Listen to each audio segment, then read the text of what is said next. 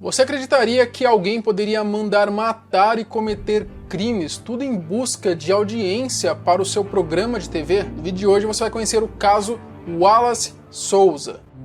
Autoridades afirmam que alguns dos assassinatos exibidos no programa do deputado foram encomendados pelo próprio parlamentar. O apresentador de programa mais famoso do norte do país, que para muitas pessoas é culpado de tudo e para outras foi vítima de uma perseguição política. Eu sou Marcelo, fica comigo e depois da vinheta eu te conto.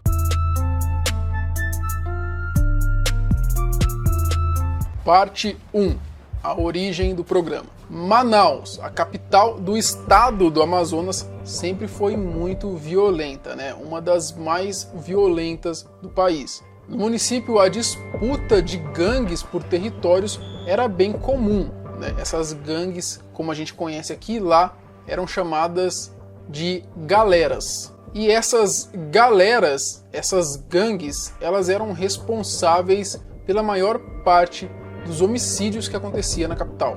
E foi a partir desse olhar crítico, dessa impunidade que reinava na região, que surgiu a inspiração de Wallace Souza para criar um programa com o intuito de combater e denunciar esses crimes. Canal Livre, ou também conhecido como Espaço Livre, Programa Livre e agora mais recente como Sinal Livre. É um programa de TV jornalístico, policialesco, bem estilo Datena, Siqueira Júnior, aqueles programas clássicos com denúncia de crimes. Transmitido pela TV Bandeirantes no Amazonas, o programa foi criado em 1996. No início, o nome era Espaço Livre, e de 1998 a 2009 ficou conhecido como o nome de Canal Livre. Wallace era quem fazia basicamente tudo no programa. E era bem underground mesmo. Ele produzia, ele era repórter, apresentador, ele comandava as matérias, produtor, enfim, o cara era um faz-tudo.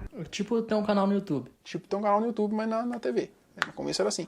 Bom, o Canal Livre ele era focado em cobrar o poder público, né, e mostrar a ineficácia do Estado com a segurança da população de Manaus. A partir de 98 o programa ficou meio que uma mistura de denúncias sérias, crimes, mortes, com programa de auditório, bem estilo Ratinho, com brincadeiras, músicas, enfim. Por isso chama Canal Livre. Canal Livre, tem de tudo, né?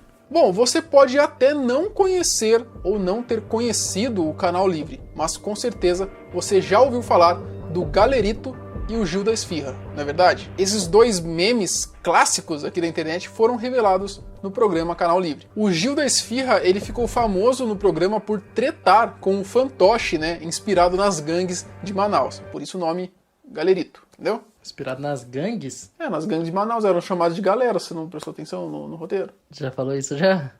Já falou isso já? Já falei, pô. Aí, as gangues de Manaus, o nome era Galeras. O nome delas. Ah, tá. Acho que eu entendi outra coisa. Como você é burro. Foca no teu trabalho que tu vai ser demitido, cara. Bom, com a criminalidade reinando no município, um programa como o Canal Livre, apresentado por Wallace de Souza, era de extrema importância. Porque no meio daquela criminalidade toda, a população via nele, né, como se fosse uma luz ali para Manaus, né? Por hora, a cidade tinha então um representante. Alguém batendo de frente com o tráfico de drogas, denunciando tanto os crimes quanto o poder público. E isso com certeza fez com que a audiência do programa subisse de maneira astronômica. O Canal Livre era líder de audiência e batia na Globo, para vocês terem ideia. Cara, teve um programa tão bizarro, um desses episódios, um dos programas é que uma mulher, ela tava na plateia, uma senhora, e aí, do nada, ela chega lá e fala assim, eu quero fazer uma denúncia. Falei, não, beleza, faz sua denúncia aí, deram o programa pra ela.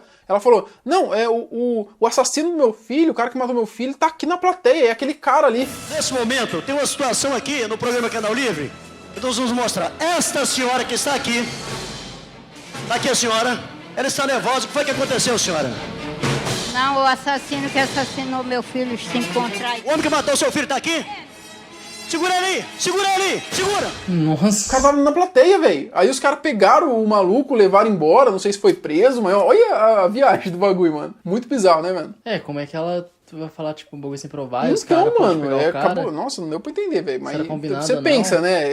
Isso acontecendo em pleno horário de almoço, no dia da semana. Bom, como eu disse, era quase que um ritual de todo cidadão amazonense sintonizar a sua TV ali para assistir o Canal Livre apresentado pelo Wallace Souza no horário de almoço. E era bem característico mesmo ali dos anos 90, todo aquele sensacionalismo, né? Fora as imagens chocantes que apareciam, pessoas mortas ali, lógico que eles jogavam ali um blurzinho, alguma coisa, mas aparecia pessoas mortas ali em pleno horário do almoço. E eu lembro de eu estar assistindo o programa e o eco, dava eco. Aí eu baixei meu volume e continuei ouvindo. Eu digo, pô, então deve ser a TV da sala. E não era a TV da sala. Quando eu botei minha cara na janela, eu fiquei olhando para a janela dos outros.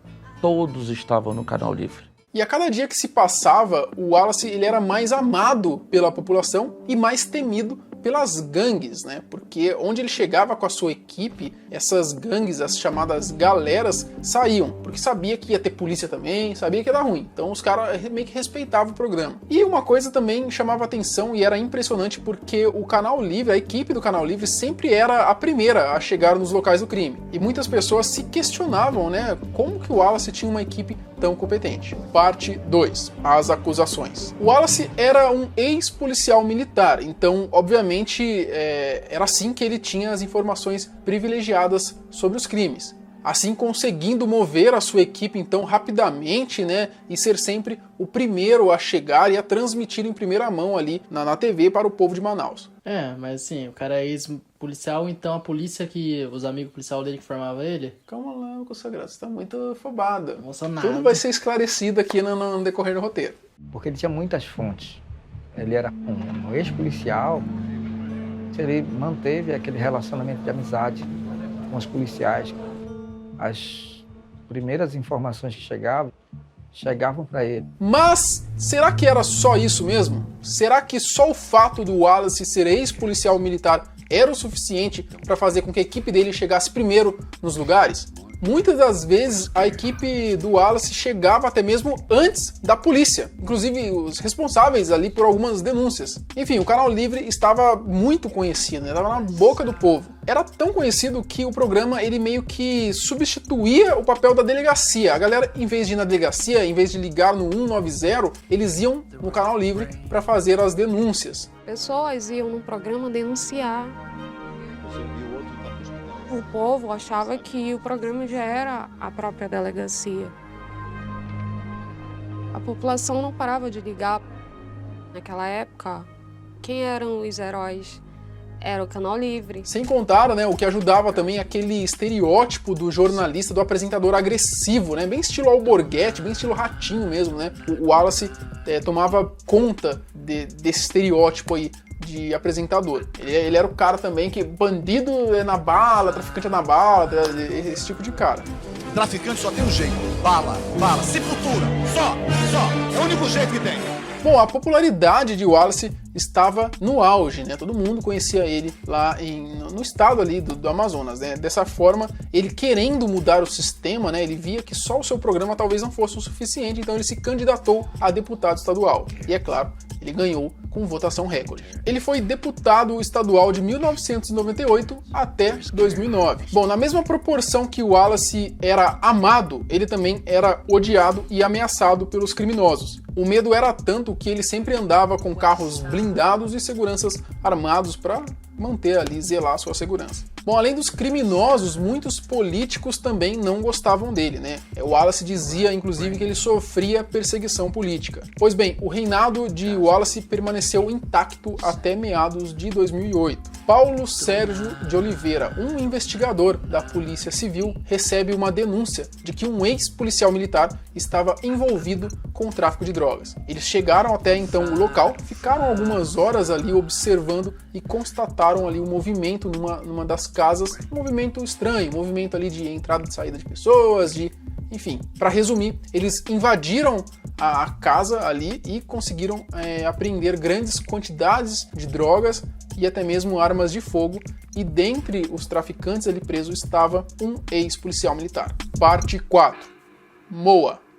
Conhecido como Moa, Moacir Jorge da Costa foi preso em flagrante. O Moacir ele tinha sido expulso da corporação e ele respondia por 9 homicídios. Quando o Moa foi pego, ele insistia que ele era um preso especial. Ele não poderia ficar numa cela comum, senão os outros presos iriam matá-lo. E de fato, Moa era. Muita gente queria a sua cabeça e com medo de morrer na cadeia, Moa acabou decidindo por abrir a boca e entregando o esquema todo ali em troca de proteção. Hoje é mais fofoqueirazinha, Sônia Abrão do E o que o traficante revelou para os policiais chocou a todos. Moa disse que o seu chefe, quem comandava ali o esquema de tráfico, inclusive encomendava as mortes, era Wallace Souza, o apresentador do Canal Livre e deputado estadual. Bom, Wallace então era líder do crime organizado em Manaus? Será então ele que encomendava os crimes para poder transmitir ali em seu programa e manter a audiência? O Canal Livre, na realidade, era uma grande fachada. Essa informação foi parar nas mãos da imprensa que publicou matérias a respeito,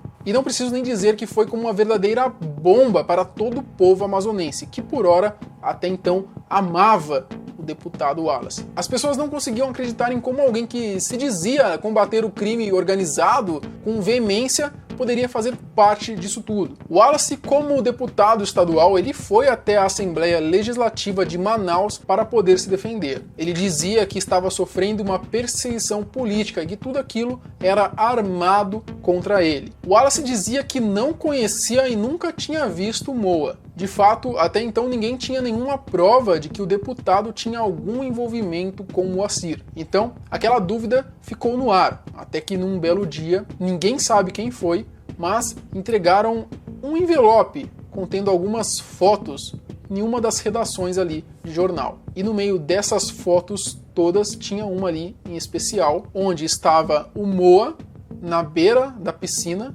junto com alguém. E esse alguém, adivinha quem era? Sim, o Gil da Esfirra.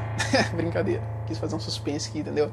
Sim, era o Wallace Souza. E agora, como ele tinha dito que nunca tinha visto Moa na vida deles, tinha uma foto ali com os dois. Parte 5. A conspiração. Bom, depois de apresentado essa foto, o Wallace disse que conhecia ele como Jorge e não como Moa. Ah, então ele não sabia que o Jorge e o Moa eram a mesma pessoa. Era a mesma pessoa, entendeu? A galera conhecia ele como Moa, mas ele conhecia como Jorge. Bom, e pra piorar as coisas, né, o Moa mudou o seu depoimento, ele falou que estava sendo torturado para incriminar o Wallace. Ele disse, inclusive, que os depoimentos ali, tendo as confissões, ele assinou sem ler, ele só assinou porque ele estava sendo torturado. Então o Moa já tinha entregado também o Wallace. Já.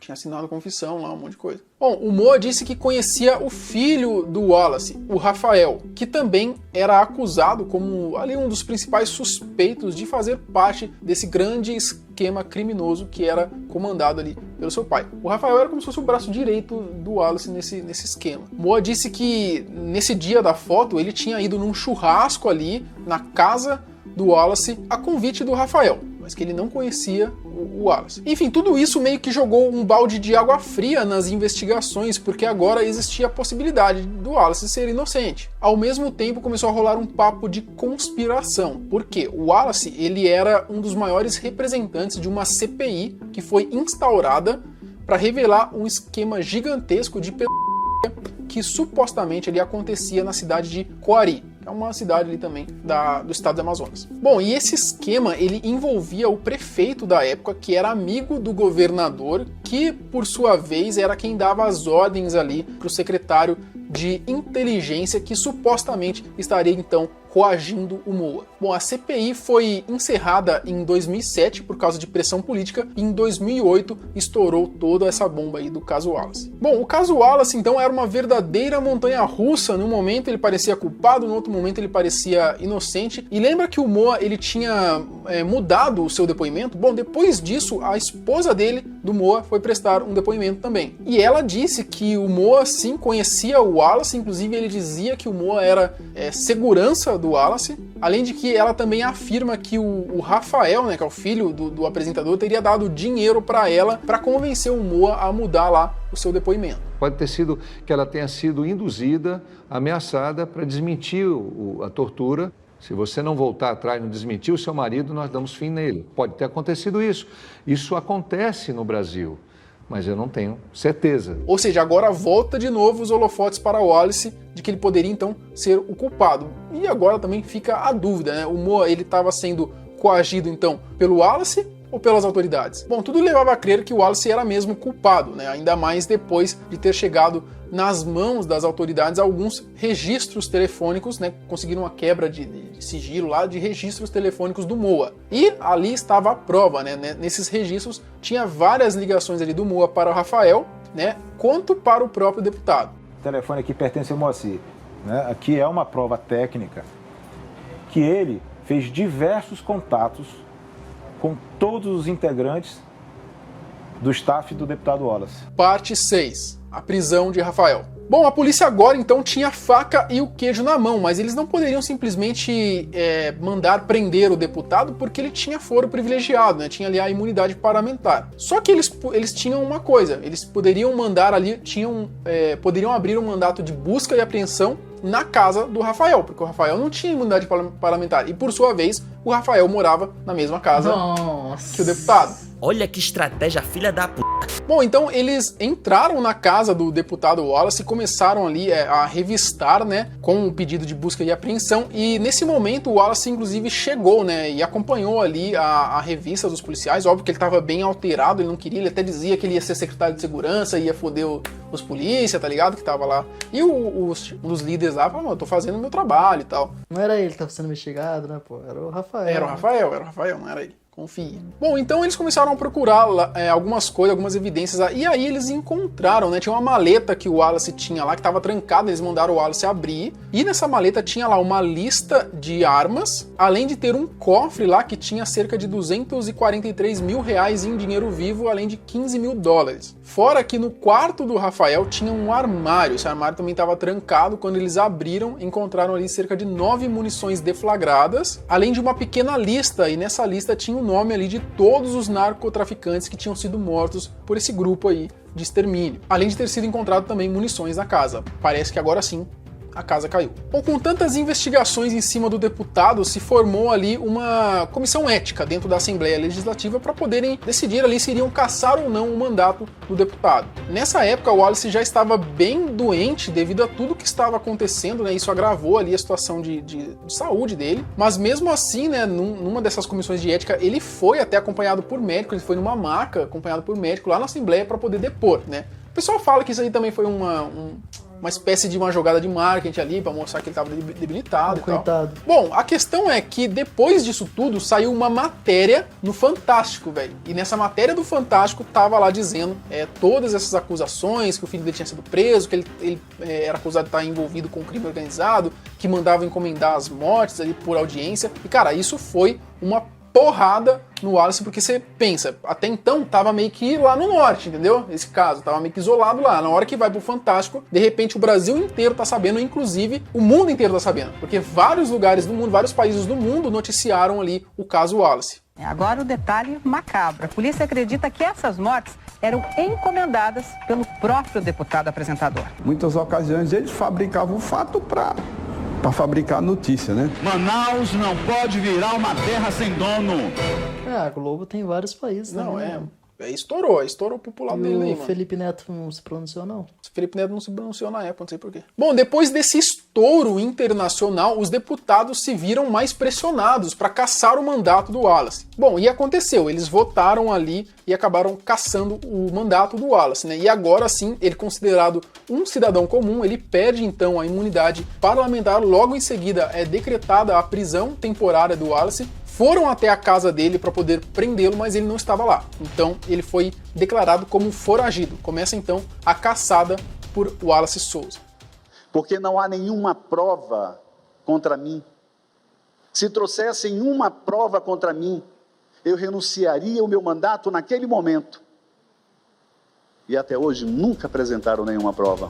Parte 7.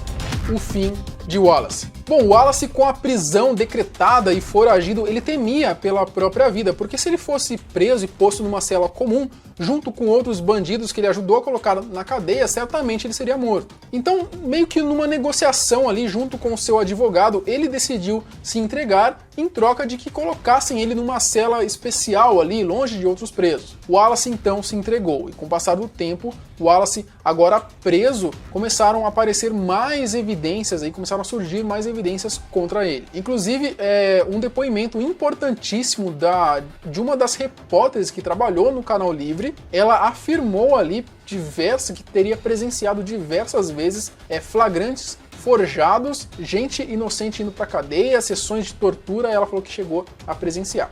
Aqui tem droga. E várias vezes eu vi, não tinha nada, eles pegam lá no carro. Olha, aqui o tenente já conseguiu pegar semente de maconha aqui dentro já. Flagrante de tráfico de droga, forjado, eu vi várias vezes. Já pegaram aqui, droga.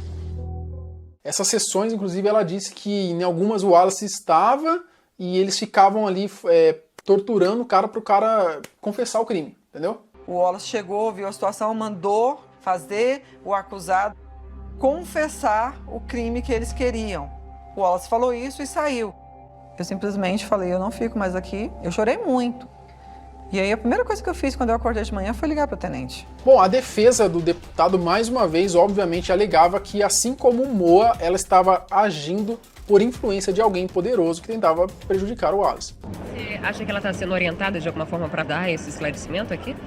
Eu não acho, eu tenho certeza. Agora eu não sei quem está orientando, porque ela está na mesma condição do Moa, o dono da onipresença. Ela viu tudo, viu tortura, nunca denunciou, ela viu fatos, nunca denunciou, então é a mesma posição do Moa. Em junho de 2010, a situação do ex-deputado se agravou, né? E ele foi para a UTI, ele estava bem magro, né? Ele passou por uma cirurgia para tentar tirar um líquido que estava acumulado no estômago dele. Então ele estava bem magro mesmo, mas ele estava com um barrigão, assim, até estranho. Pouco tempo depois, o Wallace Souza veio a falecer no hospital, né? No dia 27 de julho de 2010. O corpo do ex-deputado Wallace Souza chegou na manhã desta quarta, 28 de julho, no Aeroporto Internacional Eduardo Gomes. A movimentação foi intensa no salão principal. No dia 29 de julho foi o velório dele, com centenas de pessoas ali apoiando o ex-deputado.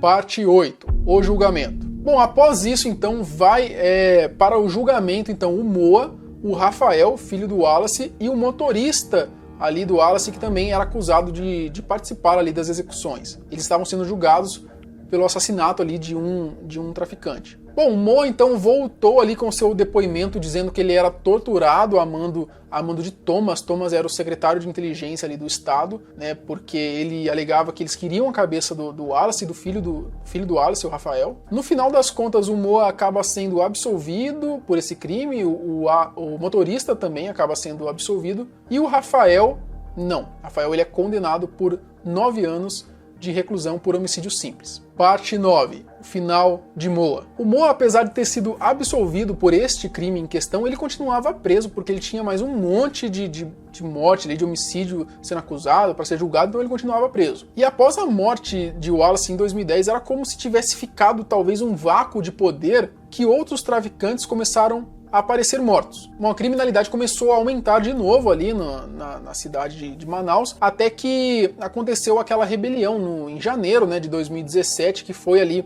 no presídio ali da Família do Norte, a facção Família do Norte contra a facção PCC. Bom, diversas pessoas acabaram morrendo, né, cerca de 56 presos ali morreram, e assim, cara, eu lembro que na época a galera mandava vídeos no WhatsApp desses detentos aí da facção da FDN, uma barbárie total, decapitando pessoas, decapitando outros detentos. Foi um negócio horrível, cara. Começamos falando da rebelião em Manaus, que deixou pelo menos 56 mortos. Todos foram assassinados por presos. Eu vi um que o facão do cara parecia um martelo, não tinha corte algum, tá ligado? Ficava batendo assim, até bizarro, sair, velho. um negócio esquisito, velho. Pique os caras lá do Tarisbão lá, Tarisbão. Pois bem, uma das pessoas que acabaram morrendo no meio desse fogo cruzado de facções foi o Moa.